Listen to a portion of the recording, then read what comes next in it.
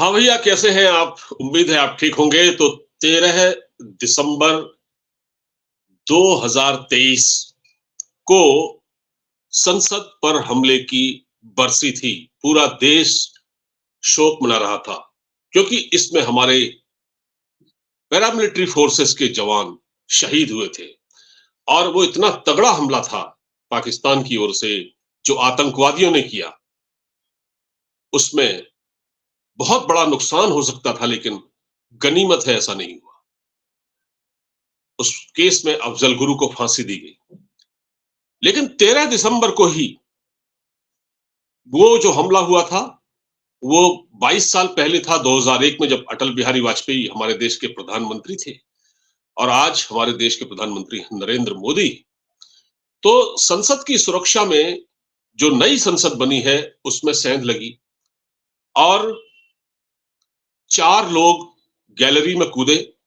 अंदर उन्होंने स्मोक बम यानी कुछ ऐसा स्प्रे किया जिससे पीला धुआं उठा, पीला धुआं। अब मैं इस पीले धुएं का जिक्र तो करूंगा बाद में, लेकिन अब मैं आपको ये बताना चाहता हूं इस पूरी घटना में जो 4 लोग पकड़े गए, 2 अंदर थे, 2 बाहर थे, 2 संसद के अंदर थे, 2 बाहर थे और 2 लोग और हैं। एक शख्स वो है जो कि इनका मोबाइल लेके फरार है। मैं इनके बारे में, इन सब बारे में बात करूंगा और मैं उस महिला के बारे में बात करता हूं जिसने बाहर स्लोगन रेज किए, हमको न्याय नहीं मिलता। क्या नहीं मिलता? ये देखिए, ये वो 42 साल की लड़की है और ये राज फाश हो चुका है कि ये कौन है, ये किसके इशारे पर काम कर रही थी, इनके सरपरस्त कौन है। ये सुन लीजिए जरा। ये हर जगह हमारी आवाज को दबाने की कोशिश करते हैं। ये तानाशाही नहीं चलेगी। तानाशाही बंद करो, तानाशाही बंद करो, तानाशाही नहीं चलेगी। भारत माता की जय। आपका मेरा नाम नीलम है और हर बंदा हमारी तो ये जो पटाखे फोड़े आप लोगों ने, नारेबाजी की, क्या नाराजगी आपकी? हमारी भारत सरकार है तो हम पे ये अत्याचार हो रहे हैं। हम अपनी हकों की जो बात करते हैं, लाठीचार्ज करके हमको अंदर डाला जाता है, टॉर्चर किया जाता है। तो हमारे पास कोई माध्यम नहीं था। कोई डायरेक्ट वजह है, कोई वजह है किसी संगठन से आप? नहीं, हम किसी संगठन से नहीं है। आम जनता है, स्टूडेंट है हम, क्योंकि हम बेरोजगार है। देखिए, ये कह रही है कि हम आम जनता है, हम किसी संगठन से नहीं है और हम बेरोजगार हैं। देखिए, ये किस कदर झूठ बोल रही है कि ये किसी संगठन से नहीं है। अब मैं कोशिश करता हूं आपको थोड़ी देर में बताने की कि ये किस संगठन से है और ये किसके लिए काम करती है। ये सब बातें अब धीरे धीरे सामने आने लगी हैं, परतें खुलने लगी हैं, पर्दाफाश हो चुका है इनके कारनामों का। तो ये किस संगठन के लिए काम कर रही है, ठीक है, ये किस संगठन के लिए काम कर रही है, इसका कांग्रेस कनेक्शन सामने आया है।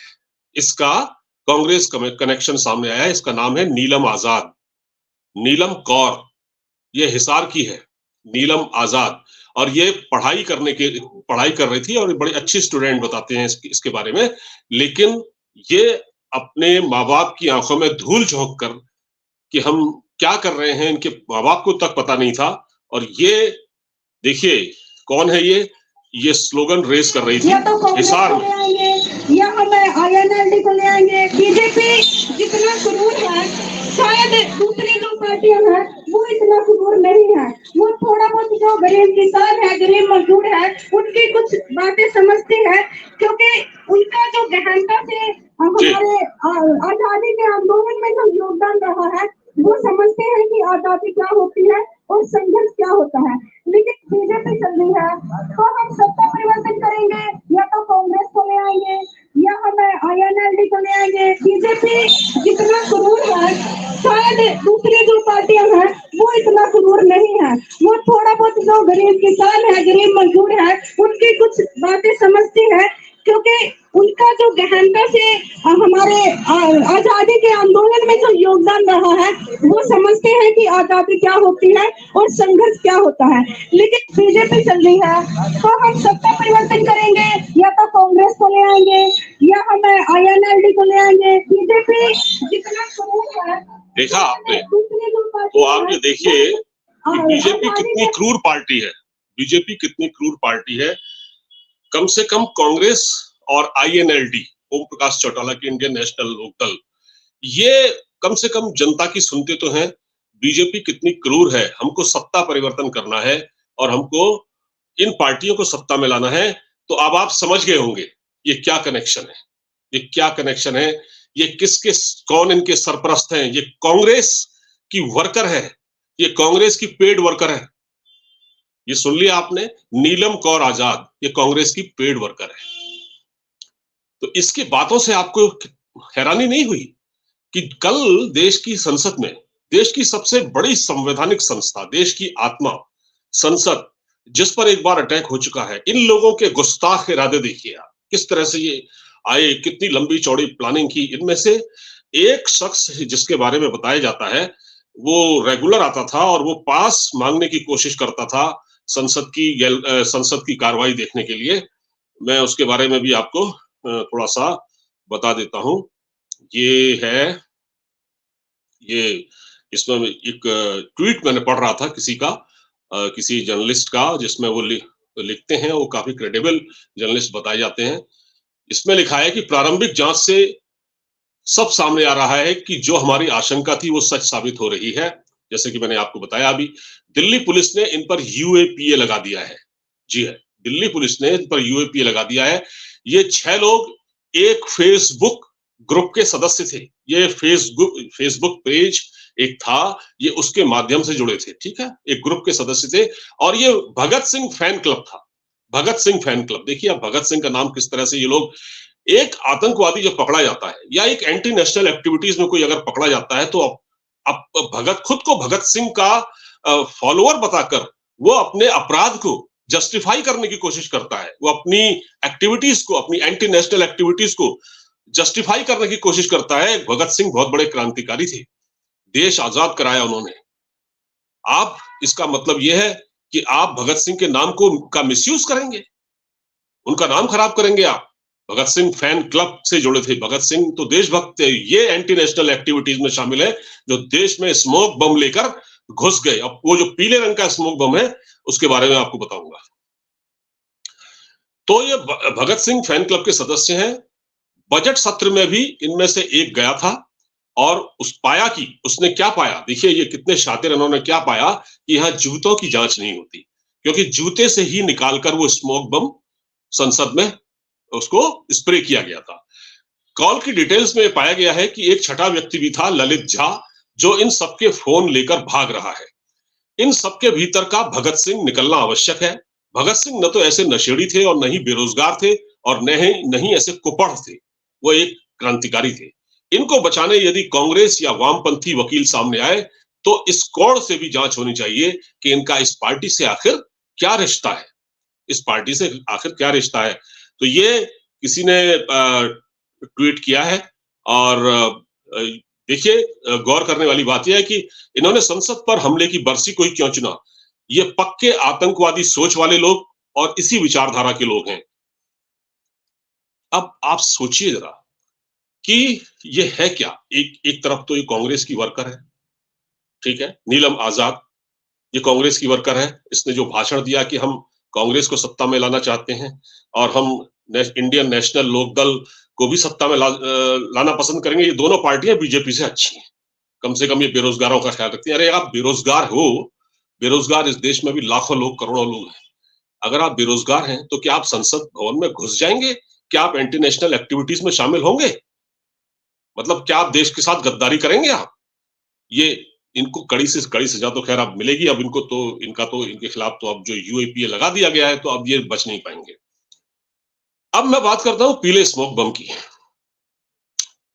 जैसे कि आपको पता है कि इन्होंने 13 दिसंबर की तारीख चुनी और 13 दिसंबर को गुरपतवंत सिंह पन्नू ने धमकी दी थी संसद पर हमले के लिए धमकी दी थी। गुरपतवंत सिंह पन्नू खालिस्तानी जो अमेरिका में बैठा है सीआईए की सरपरस्ती में, ठीक है, उसने हमले की धमकी दी थी।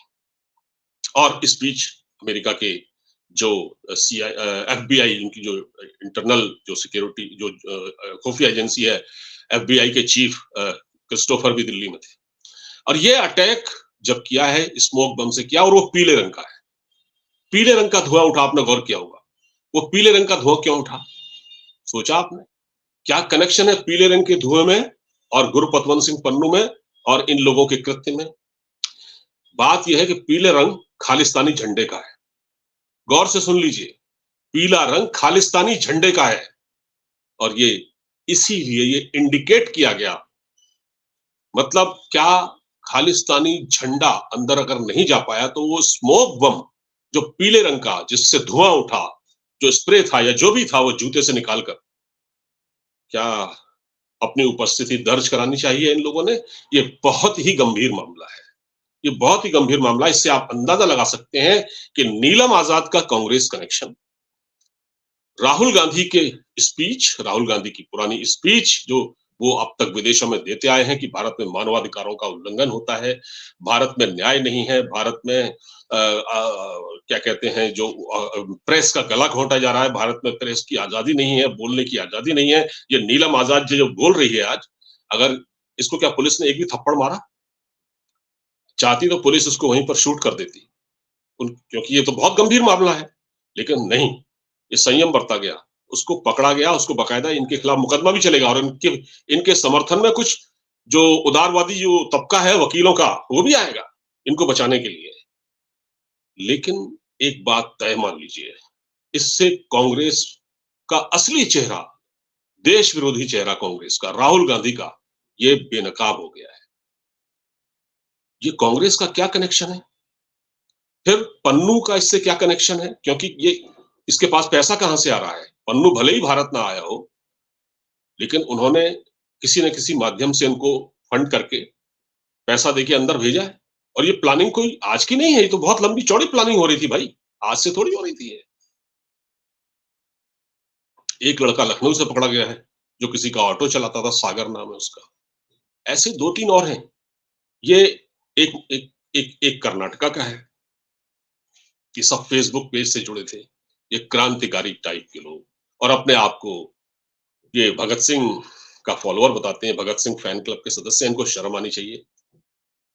क्यों भगत सिंह का नाम खराब कर रहे हैं? एक दहशतगर्द सोच वाले, आतंकवादी सोच वाले लोग खुद को भगत सिंह का फॉलोअर बताकर अपने कारनामों को जस्टिफाई करने की कोशिश कर रहे हैं। लेकिन बहरहाल ये सिक्योरिटी की चूक का मामला तो है।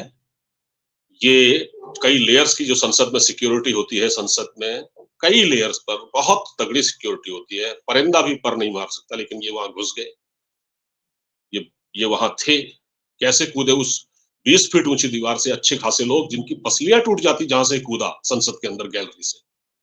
आप सोचिए कि इसकी भी जांच होनी चाहिए कि ये तो कमांडो ट्रेनिंग होती है। जब आप इतनी ऊंचाई से कूदते हैं तो ये तो कमांडो ट्रेनिंग होती है। बड़े बड़े जो अर्धसैनिक बलों के जो जवान है उनको ट्रेनिंग दी जाती है, कमांडो को ट्रेनिंग दी जाती है। तो अगर मेरा जैसा आदमी है, कोई आम आदमी 20 फीट ऊंचाई से, यानी एक 2 मंजिले मकान से नीचे कूदे तो उसकी तो पसलियां टूट जाएंगी, चलने लायक नहीं रहेगा। ये कैसे कूदा? इसको कौन सी ट्रेनिंग थी? बहुत सारे सवाल हैं। नीलम आजाद पर भी बहुत सारे सवाल हैं। इन सब की जांच हो रही है। और ये किन नामों से ऑपरेट कर रहे थे? अभी तो ये भी हो सकता है ये इनका नाम असली ना हो, पुलिस जांच कर रही है, फेक नाम से हो, कुछ और हो, कहां से इनके और तार जुड़े हुए, ये कौन है, ये क्या करना चाहते हैं?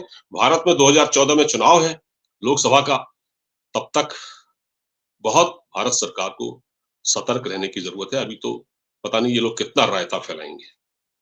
ये किसान आंदोलन, संयुक्त किसान मोर्चा से जुड़े हुए लोग, संयुक्त किसान मोर्चा इनके समर्थन में आ गया। संयुक्त किसान मोर्चा क्या था वो भी देखिए आप, उनको भी पीछे से फंडिंग हो रही थी, उनका भी समर्थन कनाडा से आ रहा था।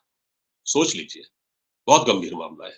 दोस्तों, फिलहाल इस वीडियो को यहीं रोकता हूं। इसको खूब शेयर कीजिएगा अपने फेसबुक, इंस्टाग्राम और एक्स जहां पर आप हैं, ट्विटर वगैरह, इसको शेयर कीजिएगा, लाइक जरूर कीजिएगा, लाइक का बटन दबा दीजिएगा। नमस्कार।